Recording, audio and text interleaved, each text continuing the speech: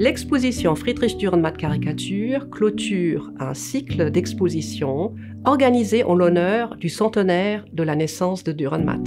L'exposition permet aux visiteurs de découvrir 50 années de création prolifique et l'imagination foisonnante de Dürrenmatt. La caricature représente l'ensemble thématique le plus volumineux de l'œuvre graphique. Cela tient non seulement à sa prédilection pour ce genre, mais aussi à la rapidité d'exécution et à la spontanéité que lui permettait cette forme d'art. À l'entrée de l'exposition, le visiteur est accueilli par la figure d'Hercule, qui soulève un rhinocéros qui semble léger comme une plume. Ce dessin se réfère à une scène de la pièce Hercule et les écuries d'Augias, où le héros comique, criblé de dettes, se voit contraint de faire étalage de ses muscles dans un cirque.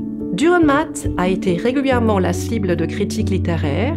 Ceci lui a inspiré une suite de dessins, dont un qui représente une bataille acharnée entre des écrivains et des critiques littéraires. Ces derniers pointent leurs plumes telles des lances contre leurs adversaires. Les écrivains, par contre, jetent des pavés à la tête de leurs ennemis.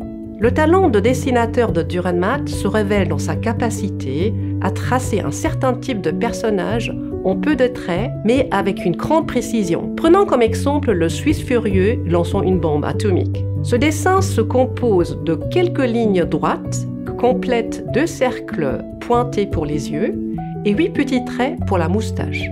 Cette manière d'esquisser des personnages avec un petit nombre de lignes continues rappelle la manière de dessiner du caricaturiste américain Saul Steinberg, qui faisait partie des artistes préférés de Dürrenmatt.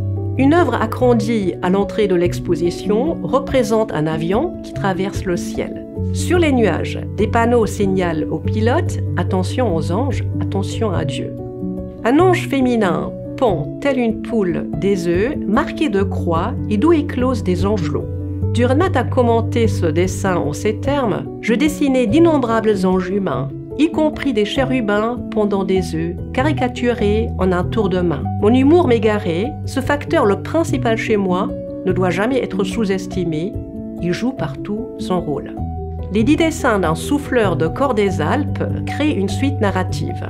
Le joueur souffle si fort que le pavillon de son instrument s'évase progressivement sur les premiers 6 dessins, jusqu'à remplir l'univers entier. Sur les dessins suivants, le corniste réaspire l'air et ainsi son instrument se rétrécit pour retrouver peu à peu sa taille initiale. Ainsi, l'exposition se termine avec une bande dessinée qui réduit les 2 pièces les plus connues de Dürrenmatt, La visite de la vieille dame et Les physiciens, à une suite de 8 images. L'humour est un facteur omniprésent dans l'œuvre littéraire et picturale de Dürrenmatt et constitue ainsi le fil rouge de l'exposition.